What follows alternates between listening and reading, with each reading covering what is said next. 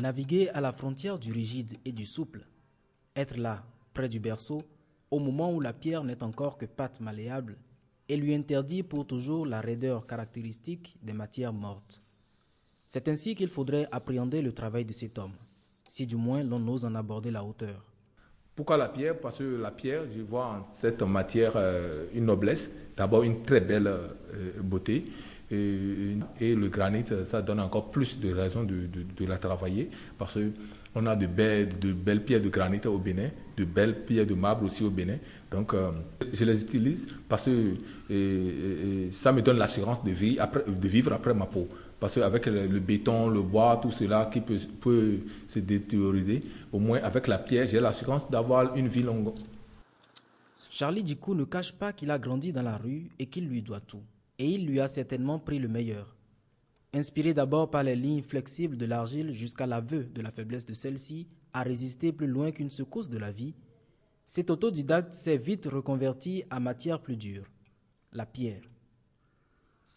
Mais de l'argile au granit, entre les mains du sculpteur, l'on est toujours dans le registre de la souplesse, à quelques décibels près. On ne peut pas réduire totalement la machine, mais au moins on se rapproche de la machine. La pierre d'abord, je la considère comme une mousse, je ne l'ai jamais vue dure, donc je lui donne la forme que je veux, surtout que moi j'aime travailler dans la souplesse. J'aime travailler la souplesse. Donc quand l'œuvre, je veux travailler, je veux faire voir que ce n'est pas de la matière dure. Elle doit donner dans un visuel souple et les lignes bien précises. Il faut simplement laisser courir son regard sur les œuvres de l'artiste pour se rendre compte qu'elles prennent vie entre ses mains. Là où le commun des mortels voit de gros cailloux morts et repoussants, celui qu'on a presque envie de qualifier de sculpteur de l'extrême voit de la pâte à modeler.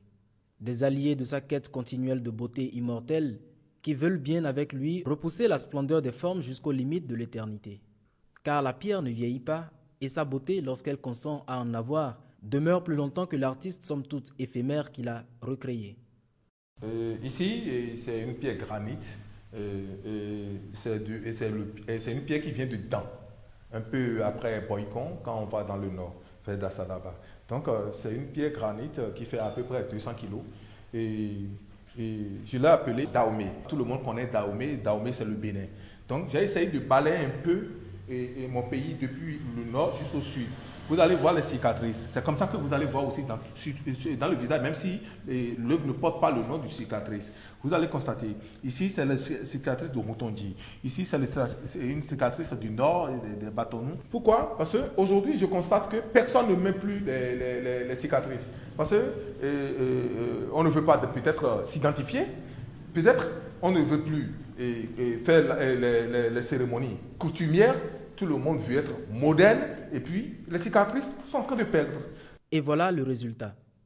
De la fine précision des plus petits traits à l'embonpoint de sculpture qui tutoie le géant, Charlie Dickou signe au pied de chaque œuvre une quête de demeurer dans un monde où tout est sur le départ. Une démarche qui ne manque pas de séduire les États, candidats par excellence à la mémoire et à la pérennité, mais aussi des particuliers et autres galéristes. Quand je vais parler de pierre, ma plus grande réalisation au Bénin, c'est la table d'autel de la cathédrale, là où tout le monde va au pèlerinage marial à Dassa.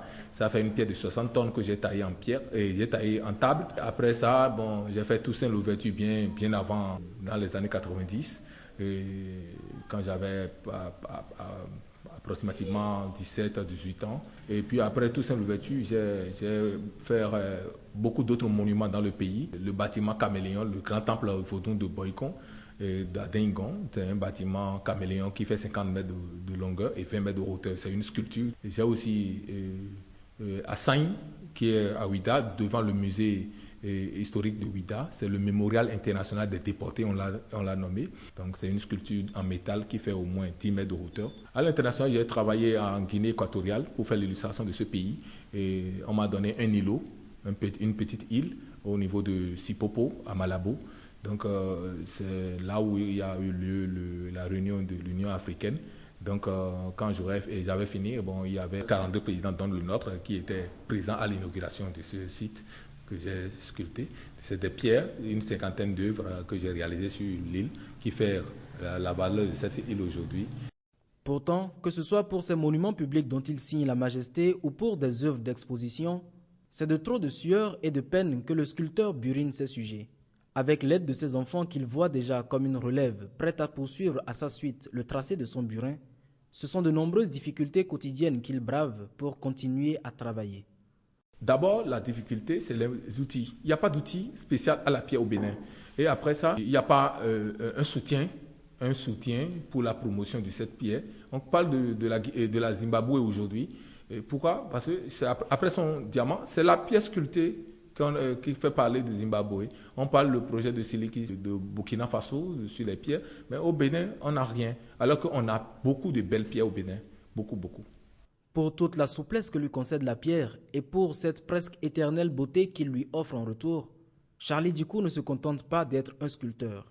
Il pose des formes sur nos vides, tel un infirmier poserait des pansements sur nos fractures.